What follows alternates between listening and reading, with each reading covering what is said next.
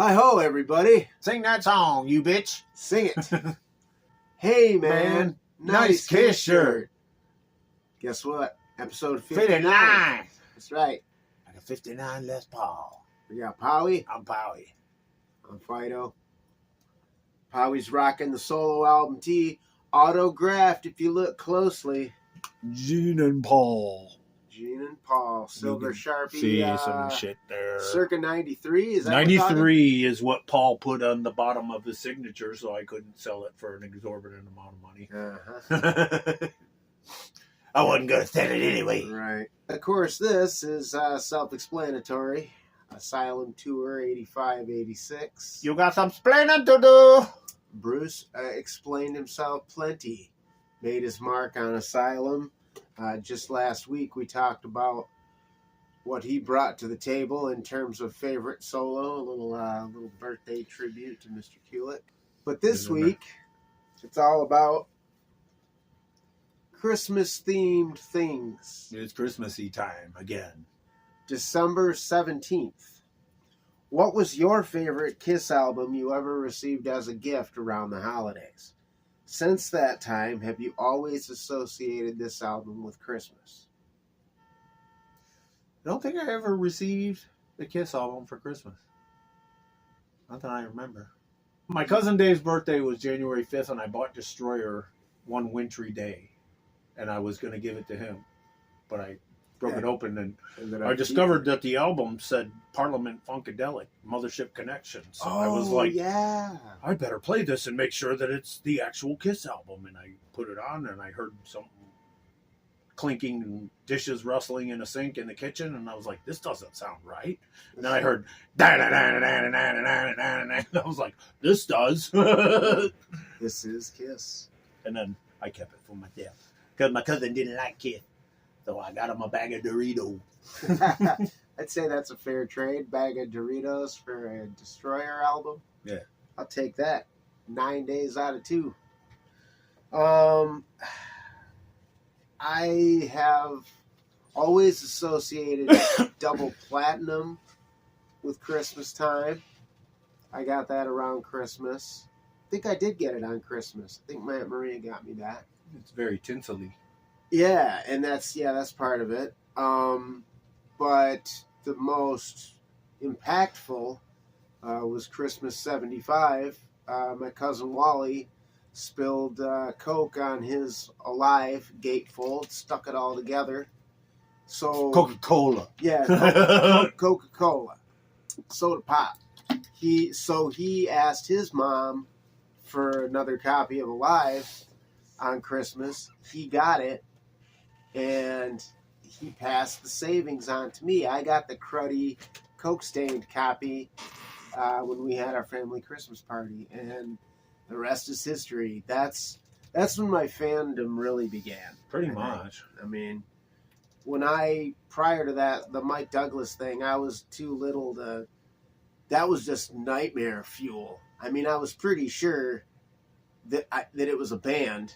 You know, after much waking up from spooky dreams and putting it all together, you know, guitars and whatnot. But yeah, I don't even think I knew that was their name. I don't even think I knew the name Kiss until Alive that Christmas. But yeah, those two for sure.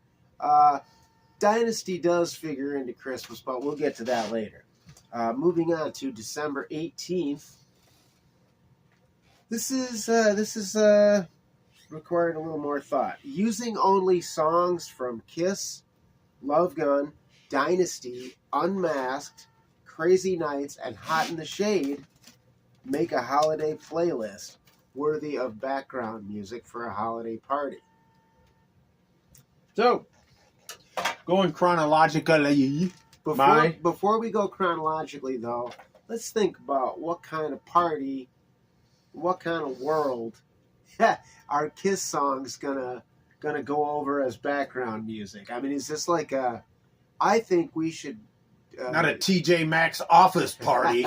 I think we designate this a Kissmas party. going to have to be. Yeah. Otherwise, people are going to say, stop Why playing. can't I dance to this? But I actually did, in the interest of that, I put some slow dancers. I put some belly rubbers in the mix. So you go ahead and... I'm just saying, for music befitting of a kiss party, I play Deuce, Cold Gin, Love Theme from Kiss. Because, hey, it's just music in the background there, kind of. Mm-hmm.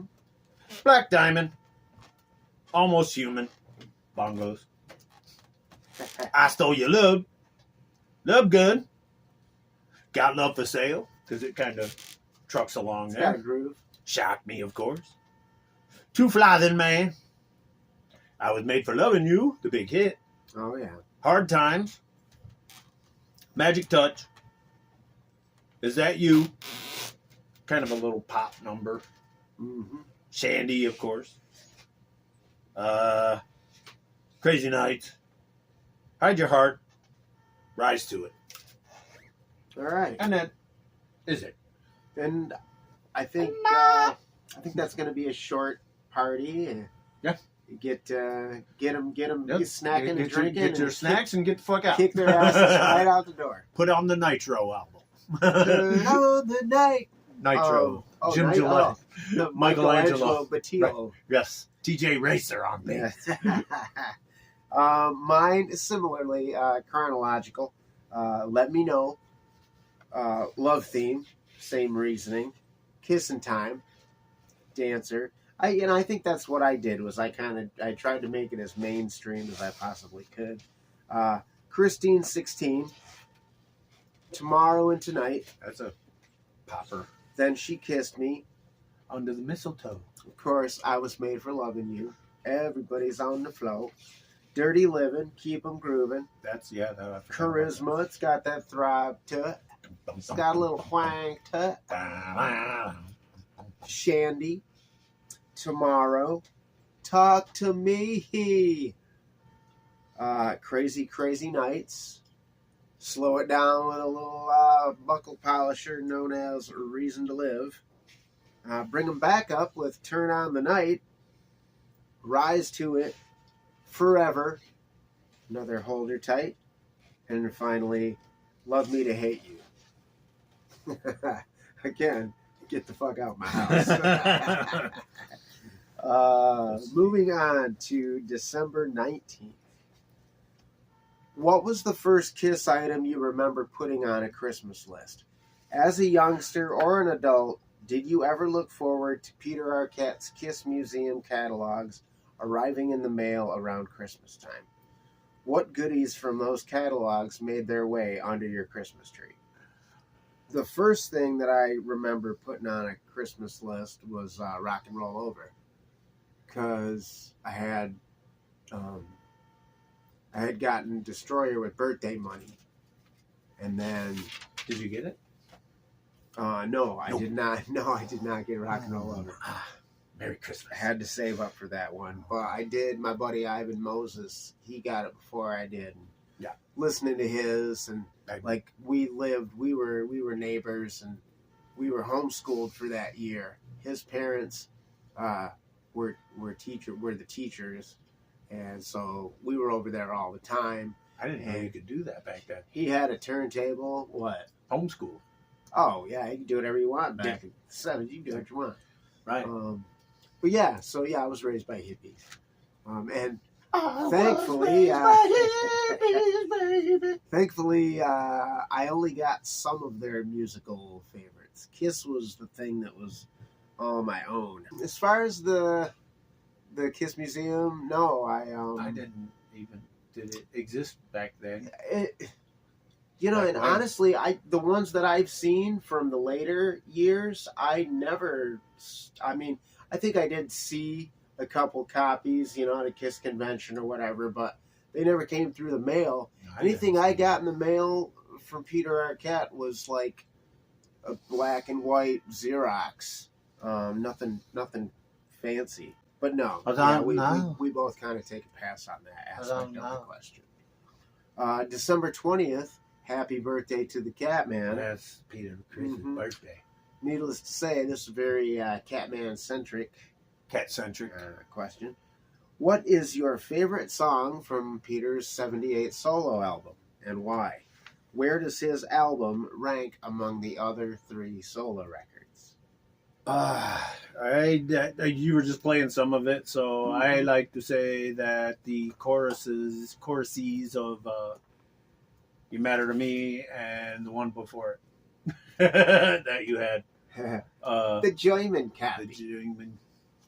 Oh, I'm Gonna Love You. I like the chorus to that too, so I'll say that. And where does it rank? It could juxtapose between 3rd and 4th in my purview of Kiss solo albums, because we all know the truth. We all know the truth about Gene's record. You gotta. I would think of all the records, I've got to most be in the mood. I got to be in the mood for Gene. It's got to be the right time and place. I'm in the mood for Gene. Simply because he's the demon.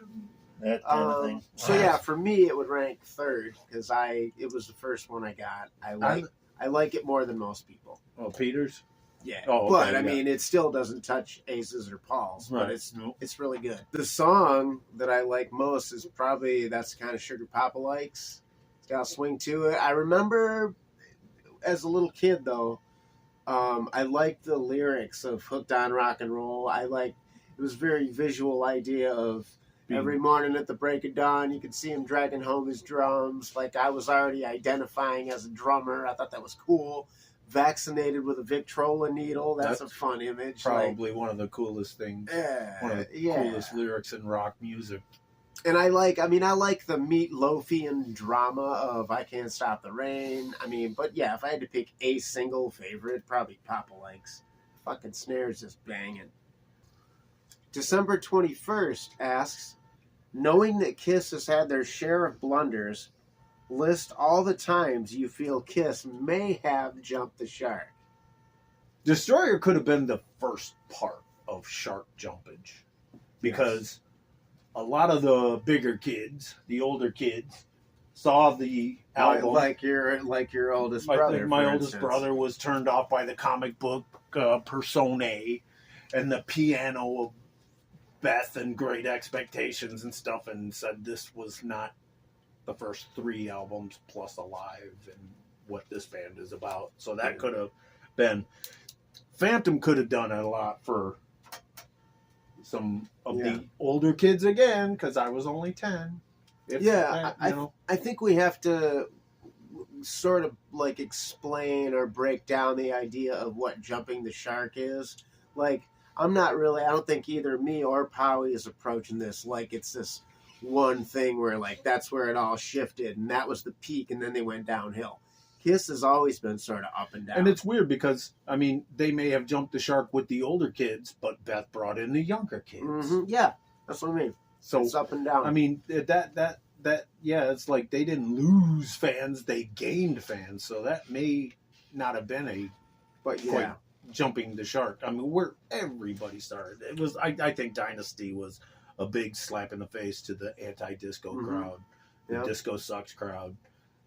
That was big around here because the Tigers did play the game against Chicago or something. It was a big Disco Sucks rally. The Disco Sucks rally. I think it was at, not Wrigley, but the other one, the Chicago field, Comiskey Park.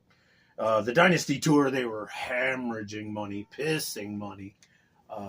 They lost so much money, and fans were kind of disillusioned, unmasked, confused the shit out of me. I didn't think it was a Kiss record.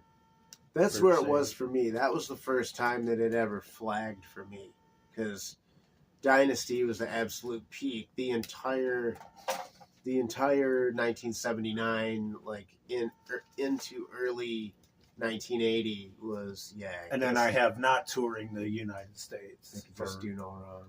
Not touring the United States was a big problem because things did move more slowly back then.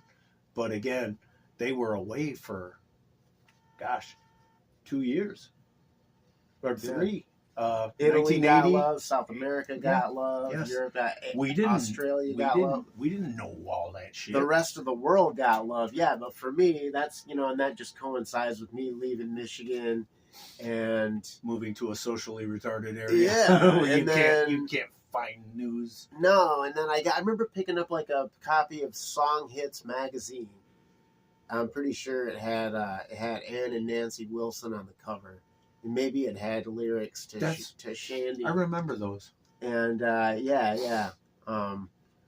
Song Hits. Maybe I'll try to find an image of that magazine and throw it up. Remember here. I used to read lyrics in those. But that was just like the idea that it was a cartoon cover. Even you get real used to seeing.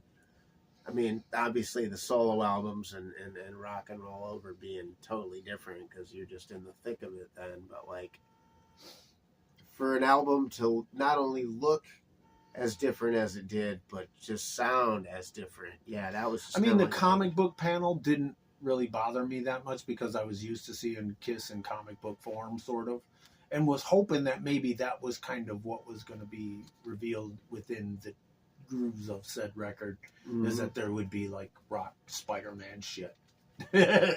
Like just hard rockin' Spider-Man kick-ass. Right. But, within a couple of months span there, I get the wind knocked out of my sails because Petey's not in the band anymore. Right. There was rumors that he was leaving, and that was a big deal. It's so easy to look back on it now and think how awesome Eric Carr was and how he invigorated the band and all that stuff. But man, at the time, that was just like a gut punch, man. And I saw the People magazine cover, and I was just like, "What is this all about?"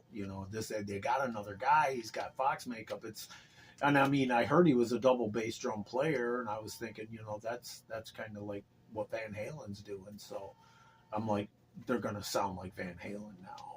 They didn't sound like Van Halen, and then they went and did The Elder, and no, I was well, wrong. And to go even further into the timeline, I think it could be argued that for other people, another segment of the fan base, taking off the makeup was that's it. I was going with Elder and cutting the hair and just Ace leaving. Yeah. Holy crap. Yeah. I did see Creatures, and not knowing that Vinny was the guitar player until I got to the arena and somebody told me.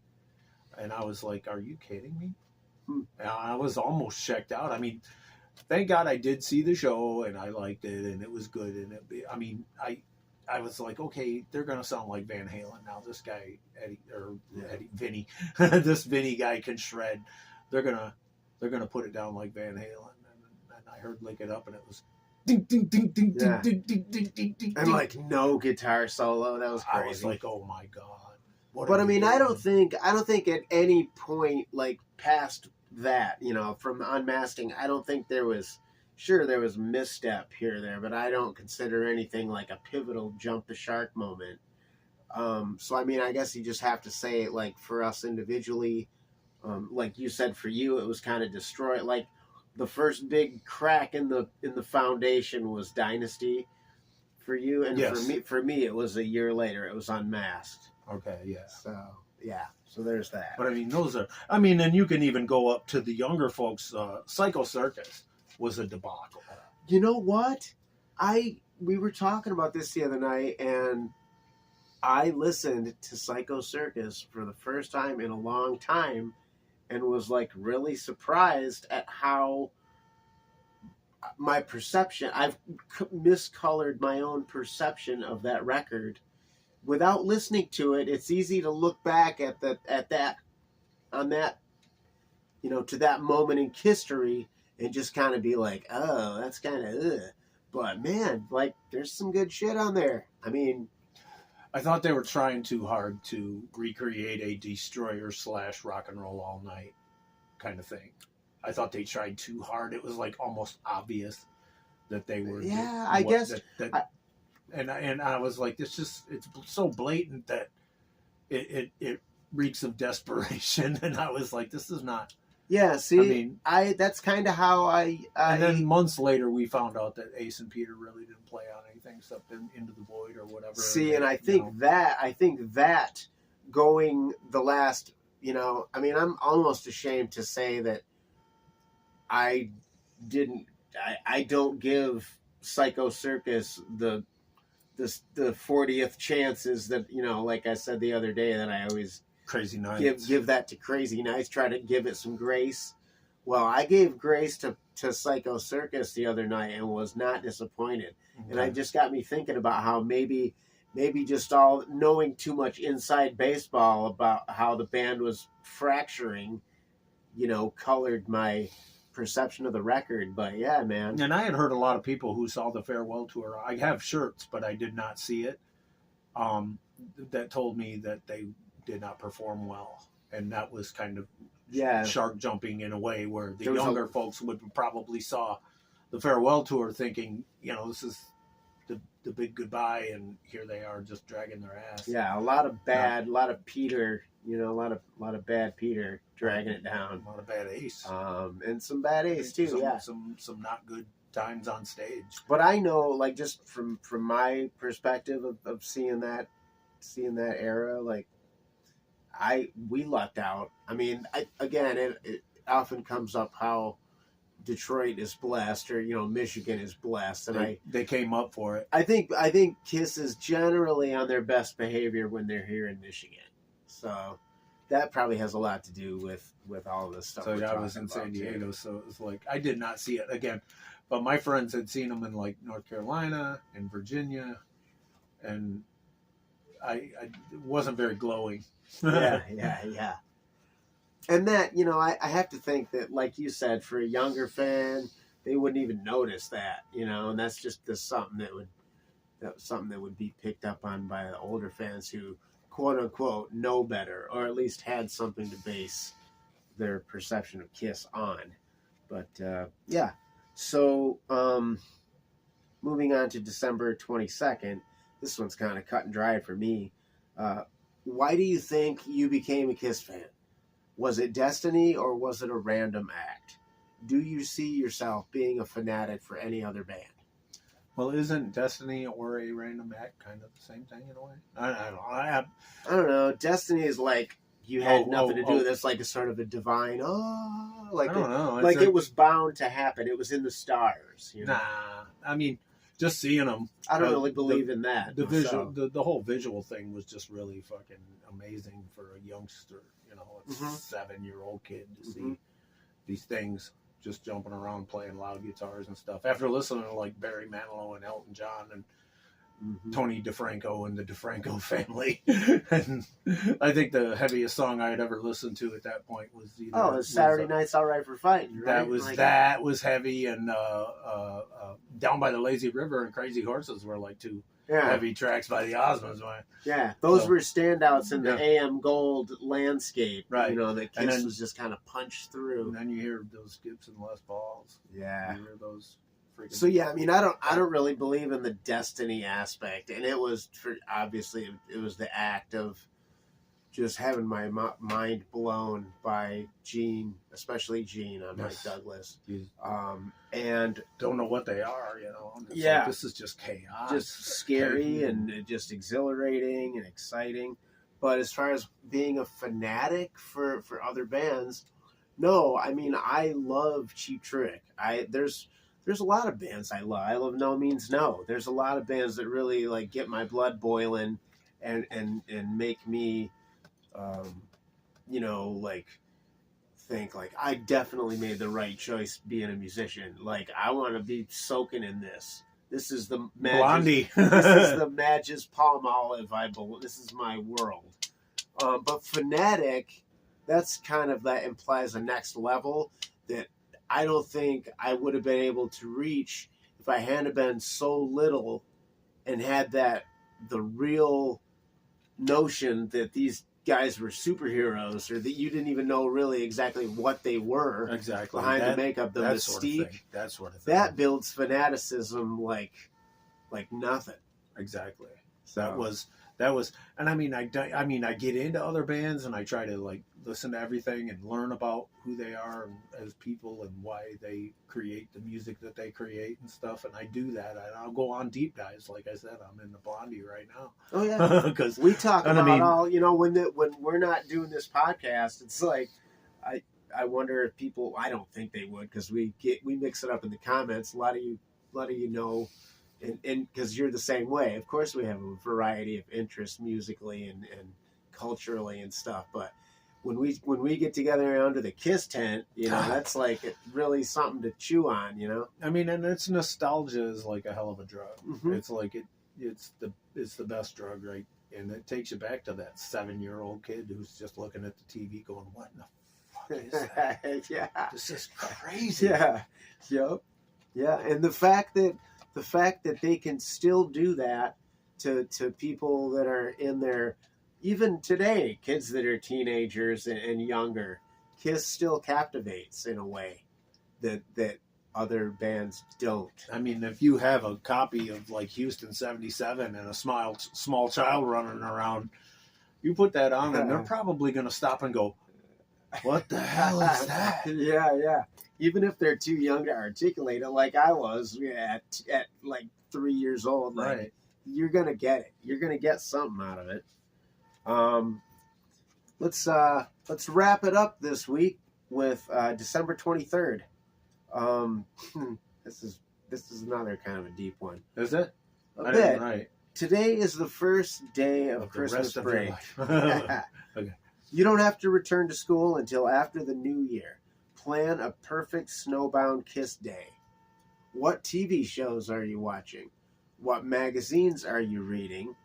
And what Kiss albums are you listening to? Well, if like I'm a youngster in school or whatever, I'll probably be looking at like Hit Parader and 16 magazine and TV shows I'm watching are like, freaking Bugs Bunny at 3 o'clock or 4 o'clock and Happy Days at 8 o'clock on Thursday night, whatever. Yeah. Shoot. If it's now, it's like I'll look up, Kiss vids from 74, Winterland. I'll watch Winterland or something.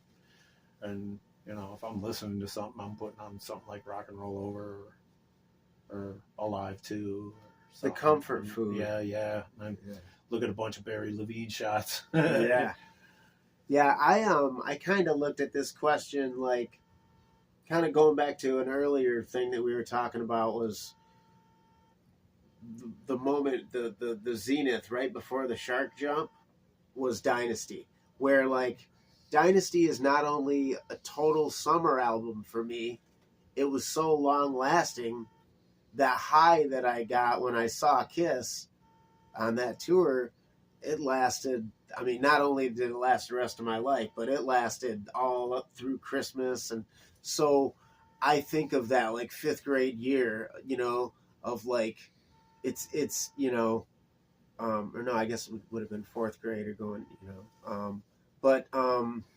yeah. I had a bedroom that I had my little disco beat drum kit in it, my little bullshit, hooked on Monkey Phonics. Sears Roebuck drum kit because my parents couldn't afford the Muppet Show drum set. That was like an extra $30 way for that one. Too much for the Muppet Show drum set. So I had a particle board room that my dad kind of walled off from the house, and I had my Darth Vader poster on the wall, and I had my headphones, and so I'd sit behind that little drum kit and I'd play along to Dynasty.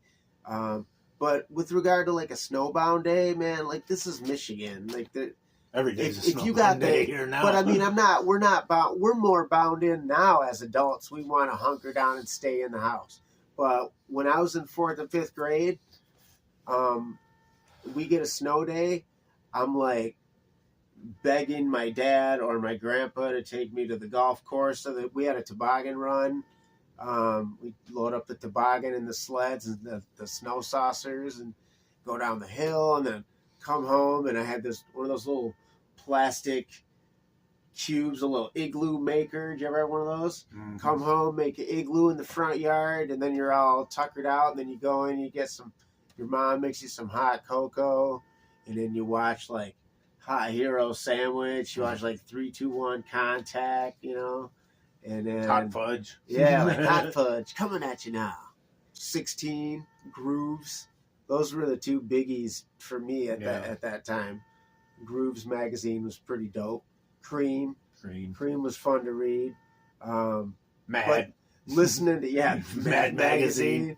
Listening to, again, Dynasty, man. Just hammering the crap out of that. Had a copy of Budokan that I got from Shelley Owens. And I had a copy of Dream Police. Remember when like there was a point where like a lot of stores had like a little record bin to the side, Sagebrush. Sure. It was like a jean store. You just buy clothes there, but they had a stack of records and tapes. And I got Dream Police at Sagebrush, and so I was listening to that a lot. So yeah, I'm like fully in that, that Christmas kind of action, I'm playing my Coleco electronic football. That little blipper football my game. Coleco electronic football, like 80-yard touchdown. It's like everybody was the same little blip, except like the quarterback was the little bright one. Oh yeah. Yeah, there was fun ways to spend snow days for sure. With that, I mean, We hope you're not having a snow day, and if you are, put on a Kiss record. Yeah, Not this one. we Oh, are. no, you We can put are. this I one. mean, look at we've been rocking toques. I mean, you've been rocking a toque on the pod for a long time. I rock it too, I've been, for the most part. I want one of those. I had one, and I lost it. I had a Flint one, and I had another couple. It's time to keep your head warm right keep your head now. warm. We're still in that crazy single-digit cold snap. And Mom's here in gonna Flint. make us some hot cocoa, and we're gonna go sledding down the hill. Come with us here on Hey, man, nice Kiss shirt. You know what to do. Put your two Subscribe lips there. together and kiss that subscribe button. Put a little subscribe. Put a little love in your heart. That's what the world needs right now. Play hard. Play fair. Nobody hurt. Don't be a dick.